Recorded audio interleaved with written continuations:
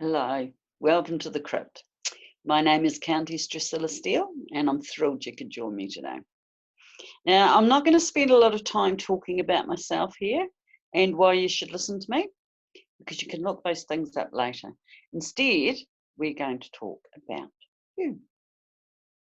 So, today's workshop is called Slaying the Depression Demon. Now, you'll see why shortly.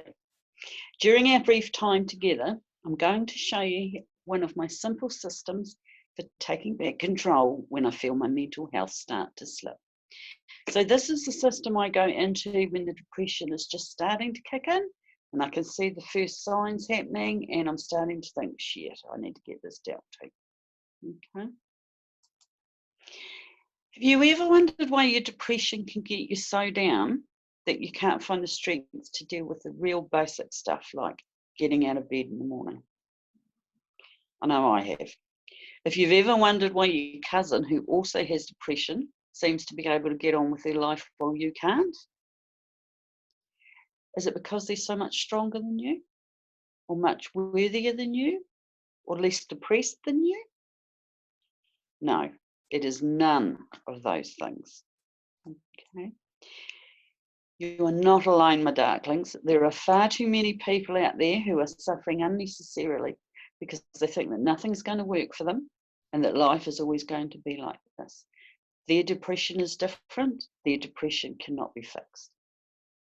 That's how I used to think as well. I've since learned that the trick to managing your life well with the demon depression is to learn how to use the demon rather than constantly trying to make it go away, which is, always the system that the medical the medical people like us to use. They want us to get rid of depression, whereas it's a little bit more realistic for us, I think, to find a way to use it. So today I'm going to share with you the system. Okay, this is the system that I use so that you can discover your own dark formula for taking care of your mental health and slaying the demon depression. Then you can live the darkly delicious life you dream of. Okay, you can continue living in the shadows where you're nice and cozy, but not being consumed by the shadows. And that really is the difference. So there are three things that successfully dark souls do that help them create the life they desire. Now, first, they get the right amount of sleep. Second, they adorn themselves and their environment with sigils and some symbols of things that are important to them. And three, they use elixirs every single day. Now, these three things, when used together, the way I'm about to show you, are the key to depression demon slaying. And I'm going to show you why you haven't slayed the demon, even if you've been using these three things already. Okay, so let's get into it. So the first one is sleep. Now, many studies have been done on the effects of poor sleep on our moods, on our health, on our immunity, and our stress levels, particularly with prisoners of war and that kind of thing, when sleep really has been used, or a lack of sleep rather, has really been used as torture. Now, when I say poor sleep, I mean too much sleep as well as too little sleep, because that can be just as debilitating as not getting enough, only perhaps in a slightly different way. Now, the studies all say the same thing. They say basically that shitty sleep leads to a shitty day, and the shitty days don't get better until you can find a way to regain that sleeping pattern, or sleep hygiene as it's called. So basically, when you're stuck in that cycle, no matter what you do while you're awake, it feels like an endless battle with reality because you just can't function. Okay? Now that is where the second component comes in. Now, the second component that I use in my system is sigils. Now, you probably already know about the power of using sigils for things like protection, attraction, abundance, attracting love even. But did you know that you can also use sigils to help you sleep? And you can use sigils to help yourself get motivated and get out of bed in the morning ready to face another day, because that's the downside. That's the other side of it too, isn't it? Is sometimes it is just too hard to get out of bed. Okay. So I've created a sigil and a mantra that helps me relax before I go to bed and helps me get a good night's sleep. And I've also created a sigil and a mantra for you to use in the mornings before you get out of bed. So this is what I use, and I'm sharing this with you guys because really use every tool available. You can use it if you activate these sigils yourself, they will work for you. Okay, so just click the link under the video and you'll get your free copy and your instructions on how to use the sigil if you've never activated a sigil before. Easy peasy. And the link will be down below. Okay. Now that brings us to elixirs. Now, if you're anything like me, you love making potions. So anything with essential oils and herbs and other miraculous ingredients like caffeine and all those fabulous things. What I didn't know for many years is that there are many hidden ingredients in some of our teas and our cleaning products and in the soaps that we're using. This stuff was poisoning my body and causing many of the problems that I was trying to avoid. Okay, so when I'm talking about elixirs here, I'm talking about any kind of concoction, really. I'm talking about your cup of tea in the morning or your coffee. Soaps. I use essential oils on a daily basis. I use them in specific blends for specific things. So potions, perfumes, all those kind of things. Okay, so I don't know if you're aware, I certainly wasn't, but there's things like little bits of plastic that are in tea bags. Natural flavours that they use in tea, they can cause imbalances in our gut. And that's where most of our serotonin and mood chemicals are produced. That's where they start before they head up into the brain. Even the all-natural oils I was using turned out to be cheaper and inferior plants. So a lot of them weren't doing anywhere near as good as they could be. And some of them were, in fact, poisoning me. Okay. Without quality testing and regulations, these oils can be made up from mouldy plants or who knows what.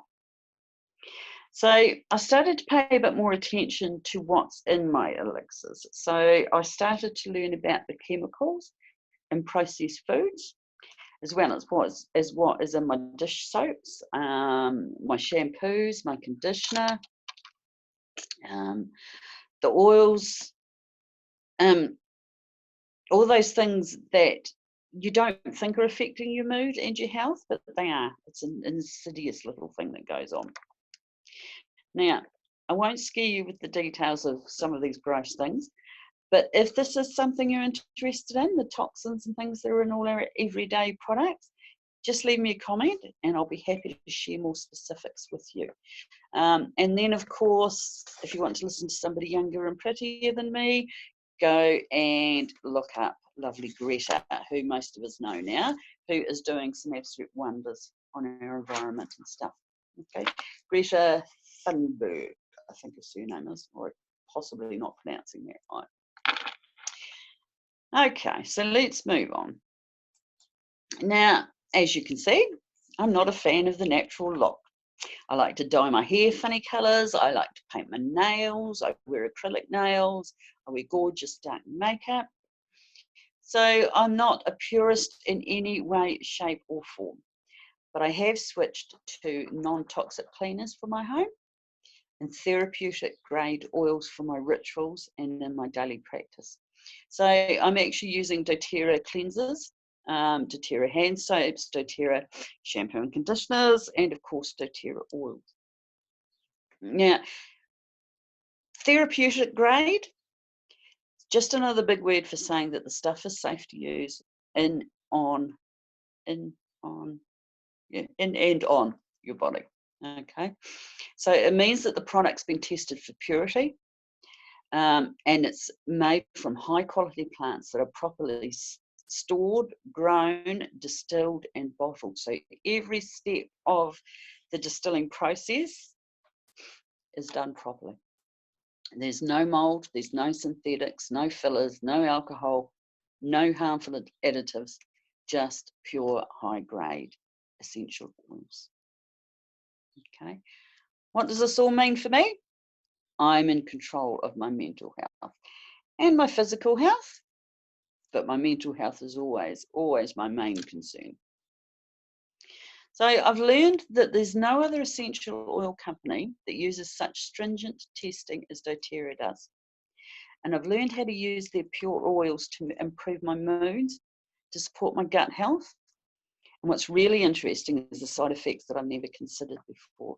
I'm starting to see all the possibilities that are available to me by using these oils and learning more about their therapeutic value. Nowadays, instead of reaching for a bottle of rum or a cigarette or 20, I found myself pausing and asking myself, so what else do I have that I love that will leave me feeling better rather than worse? So as much as I enjoy that cigarette, used to enjoy that cigarette, I also know it was not helping. In fact, it was making things worse. So now, instead of automatically reaching for the things, cheese is another thing I reach for when I want to feel better. Now, instead of automatically looking for those things, I'll look at the tools that I already have available to me and see how I can use them to work on my mental health. So I began to wonder about just how creative I would be when I have both the vision to make things better and the energy to actually do it, to express that creativity and to make things being my life, so much different. I'd like to help you experience even a fraction of this for yourself, okay? So let me know in the comments, what are your favourite oils that you use right now, okay? Let me know what you use them for, but let me know what's your absolute favourite. What are you using the most of?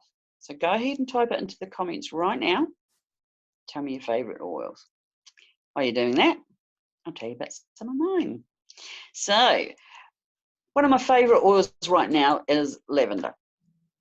Now, sleep has always been a major thing for me.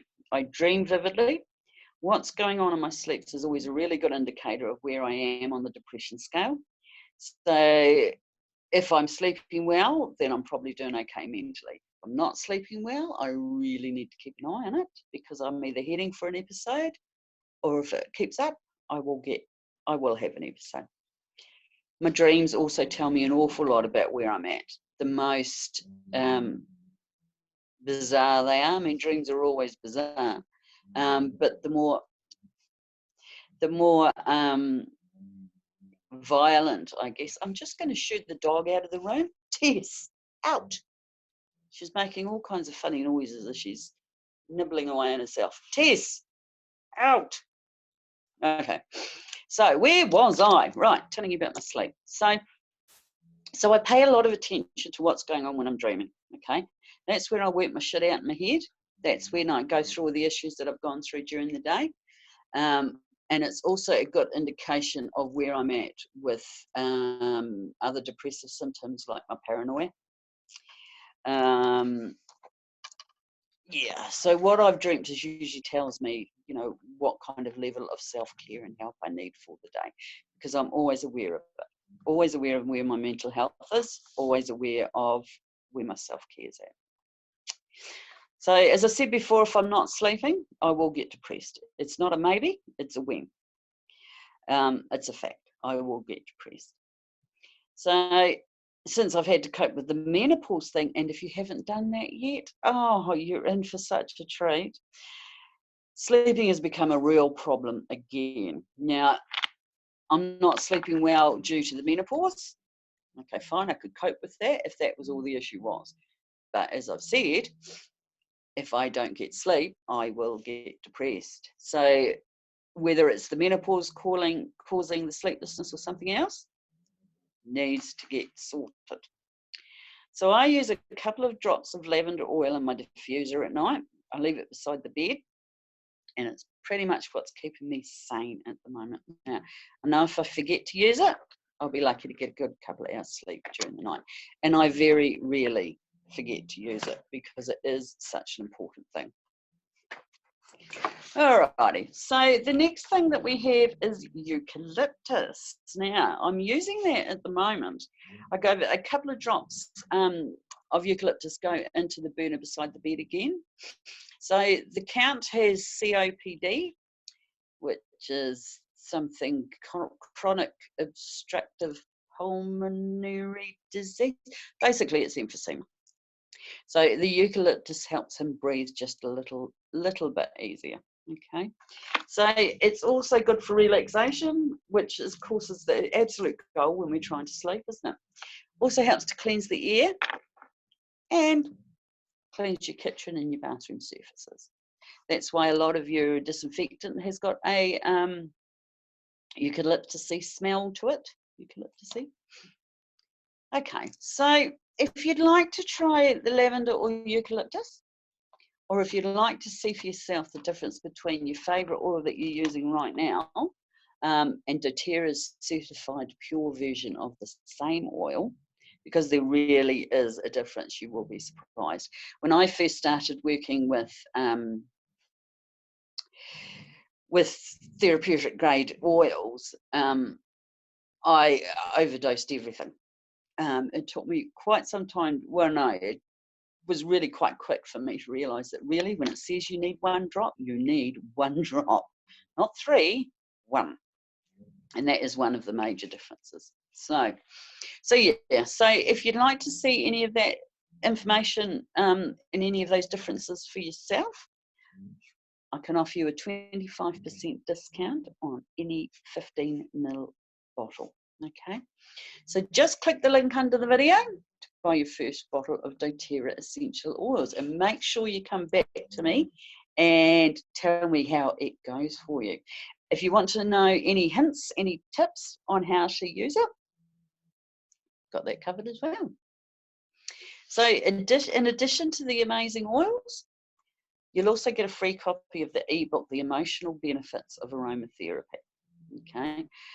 Also, you'll get access to my fortnightly newsletter, which is full of little depression slaying advice and tips. So everyday things that make the world of difference, because as we all know, it is the small wee things that add up.